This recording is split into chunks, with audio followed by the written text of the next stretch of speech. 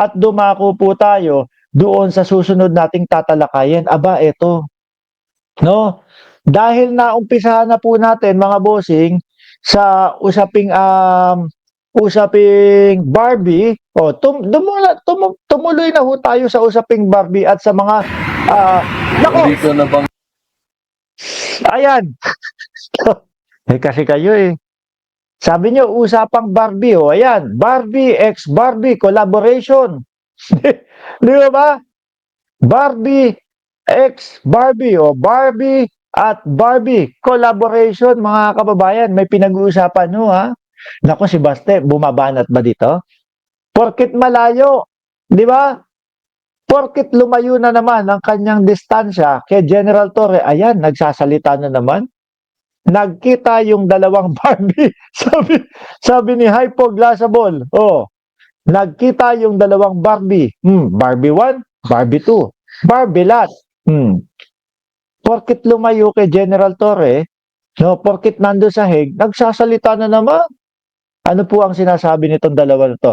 Patungkol ito, ha, doon po sa pagkaka-relieve po ni General Torre, mga kababayan, sa kanyang posisyon bilang PNP chief. Ano po? hindi ko na banggit. Kasi wala rin naman talagang pakialam na sa tao na yan.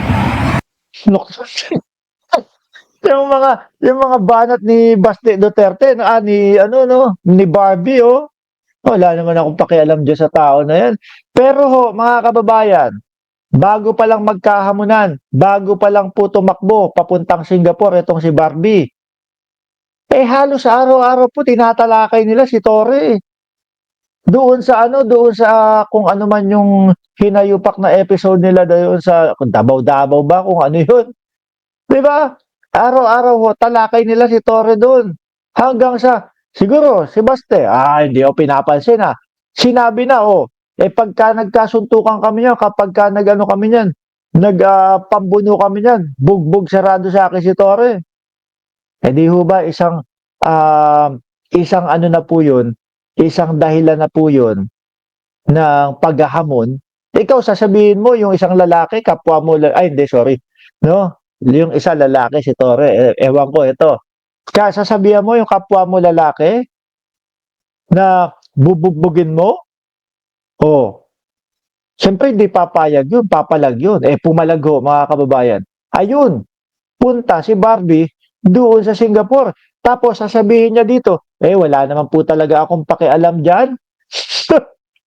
Hindi ko nga pinapansin niya, walang kwentang tao naman talaga yan. Di ba?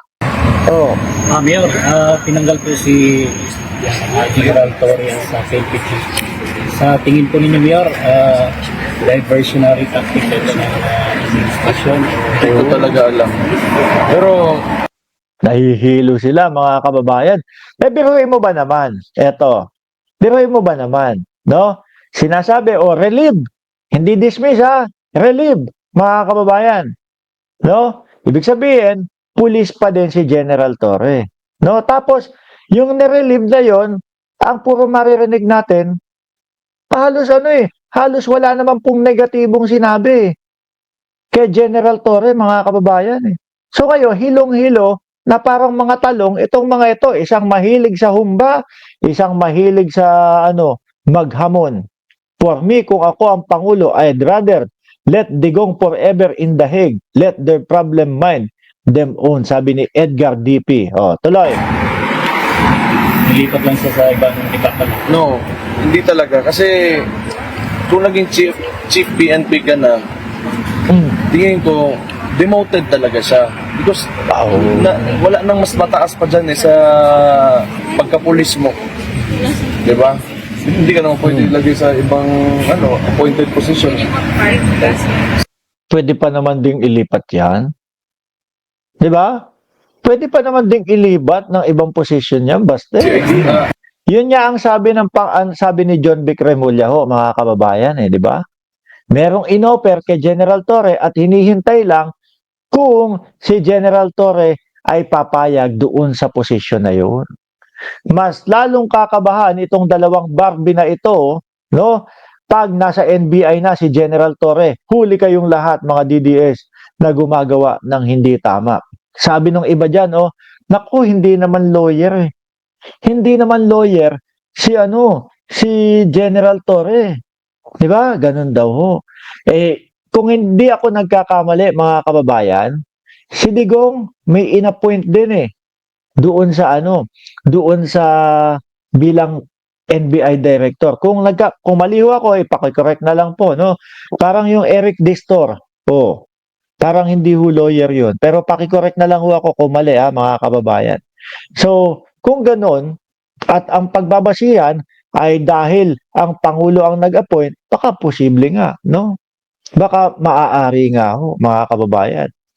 Tuloy, Baste. NBI. Ano yung appointed mo? Demoted siya. So, tingin ko, may internal na conflict talaga na nangyari dyan. Internal conflict yan. Hindi naman din clear yung statement. Tapos, wag niyong tatakutin yung mga DDS, ha. Sabihin, lagi niyo tinatakot yung mga DDS. Tapos, kaya lang pala nirelieve muna para siya ang magse-serve ng warrant of arrest kay Bato at kay Bungo. Di ba? Sabi, GRAPSAR ang ibibigay kay Torre. Sabi ni Roberto Dianco, isa din ho yan, mga kababayan. Tagahuli ng mga politiko na, naku po, umuubos ng kaban ng bayan. Malacanang, bakit tinanggal? Anong tingin niyo po sa kapatid? Yan nga natin. Hindi ko talaga alam. Do not know this. Kaya po itong mga DDS, yung iba, halo-halo po yung kanilang mga sinasabi, hindi po talaga mga mapakali. No? Yung iba sinasabi, naku, wag tayong magsaya. Bakit?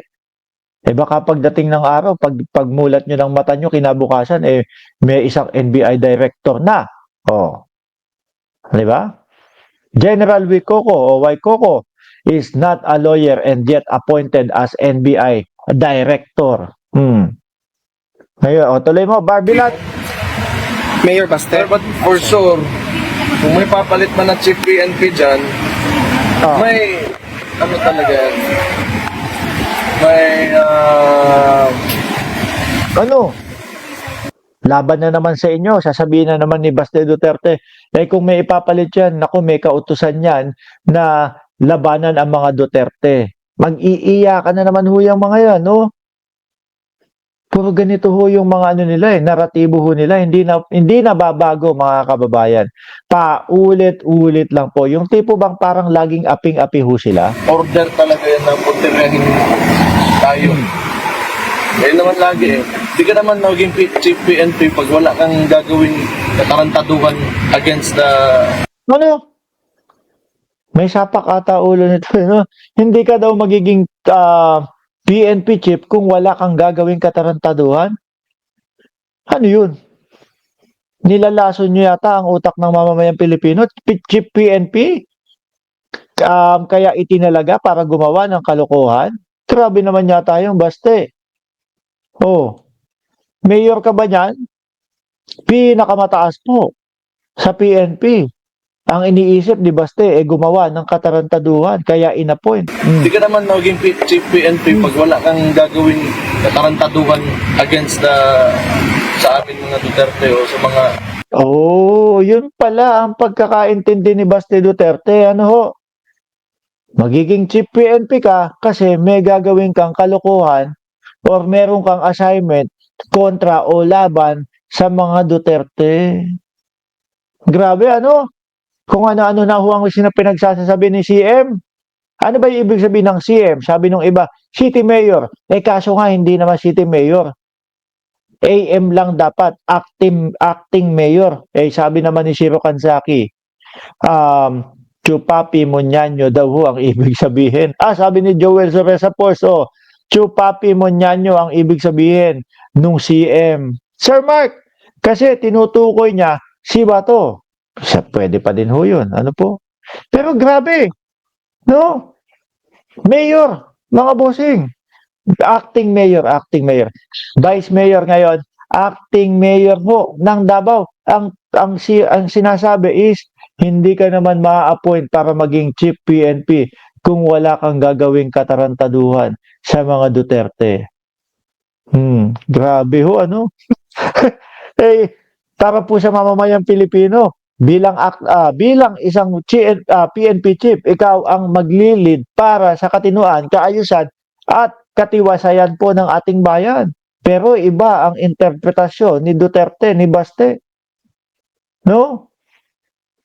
Panlaban sa mga Duterte ang PNP chief o paggawa ng kalukuhan sa mga Duterte kaya nagtatalaga ng PNP chief. Aba,